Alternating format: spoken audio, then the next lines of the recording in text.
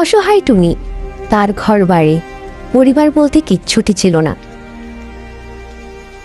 কি পোড়া কপাল আমার, একটা যে ঘর নেই, যে ঘরে গিয়ে এই বৃষ্টির দিনে একটু বিশ্রাম করব। সে বৃষ্টিতে ভিজে ভিজে আমার নদীর পাড়ে বসে থাকতে হচ্ছে। সেই ছোট্টবেলা থেকে এতিমের মতো বড় হয়েছি। এতিমের মতো কেন? আমার তো কেউ নেই এ দুনিয়াতে। মা বাবা ভাই বোন, একা একা এদিকে ওদিকে মানুষের ঝাঁটা পিটে খেয়ে বড় হলাম। আচ্ছা, এখানে এত আলো কেন? আর একটা শাপলা ফুল হঠাৎ করে কোথায় থেকে এলো?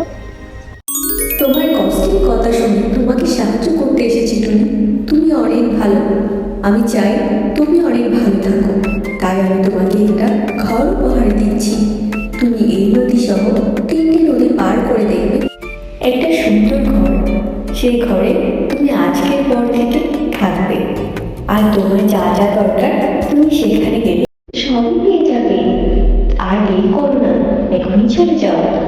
সত্যি কথা বলতে কি আমি নিজের চোখকে বিশ্বাস করতে পারছি না। তুমি আমাকে সত্যি বলছো? যদি সত্যি বলে থাকো, অনেক ধন্যবাদ তোমাকে। টুনি ফুলটিকে ধন্যবাদ দিতেই ফুলটি সেখান থেকে উধাও হয়ে যায়, আর টুনিও সেখান থেকে সে ঘরের উদ্দেশ্যে রওনা হয়। সে একটি দুটি করে 3টি নদী পার করে।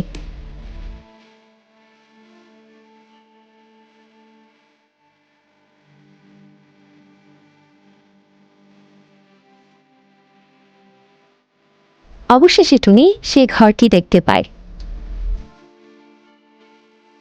এই ঘরটির কথাই বলেছে মনে হয়। এই ঘরটি অনেক সুন্দর, আমি অনেক খুশি হয়েছি। তোমার কাছে অনেক অনেক ধন্যবাদ পদ্মফুল। আমি তোমার কথা কখনো ভুলবো না। ছোট্টবেলা থেকে বাহিরে বাহিরে কাটিয়েছি, কখন একটি ঘরের ভেতরে আশ্রয় নিতে পারিনি। এই ঘরটা আজকে থেকে আমার। কত সুন্দর ঘর, ভেতরটাও অনেক সুন্দর।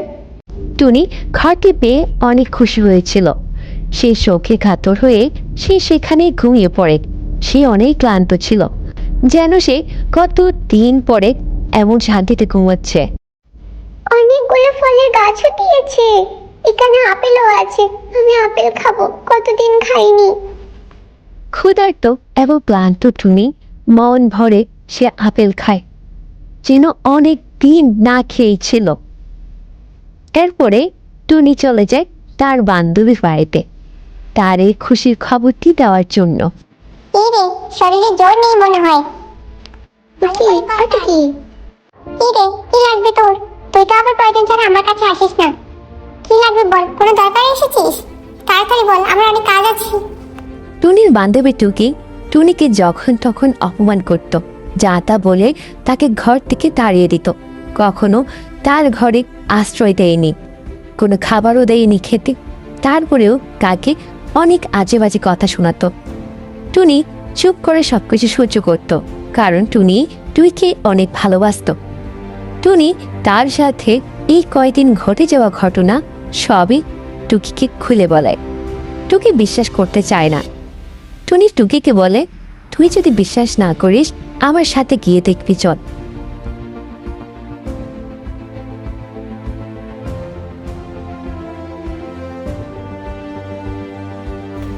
কি রে, এই তোর ঘর?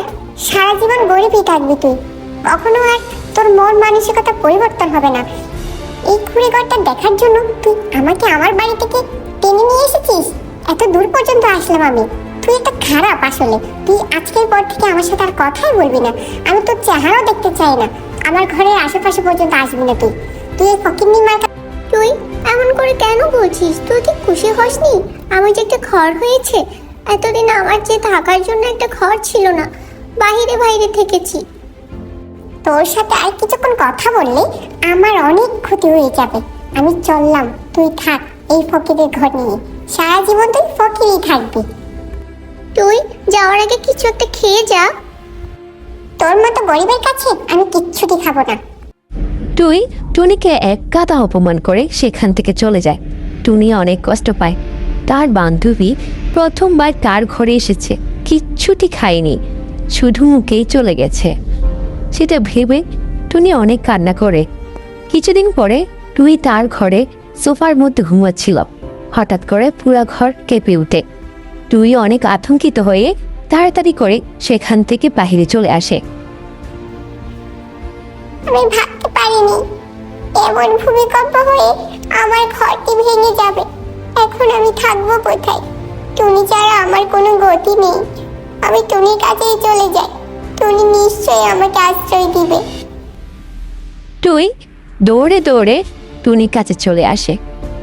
টুনি, ভূমিকম্প হয়ে আমার ঘরটি পুরোটা ভেঙে গেছে, একদম গুঁড়ো গুঁড়ো হয়ে গেছে। আমাকে একটু আশ্রয় দে তোর ঘরে, দয়া করে। টুনি অবাক দৃষ্টিতে টুইয়ের কথা শুনেই যাচ্ছিল। তার মাথায় কিছুতেই আসছে না টুই কি করে তার ঘরে আসে। টুনি, বুঝতে পেরেছি তুই নিশ্চয়ই আমাকে জায়গা দিবি না তোর ঘরে, কারণ তোকে আমি অনেক খারাপভাবে অপমান করেছি। তুই ছোটবেলা থেকে আমি তোকে আমার নিজের বোনের মতো ভেবেছি। তুই আমার সাথেই থাকবি, আমরা অনেক সুখে থাকবো, দুই বোনে মিলে অনেক আনন্দ করব। আজকে থেকে এটাই আমাদের বাড়ি। কখন কে কার বিপদে আসে আসলে বোঝাপড়া দেয় অহংকার পথনের মূল। এই গল্পের মাধ্যমে আমরা আবারও জানলাম সেটা।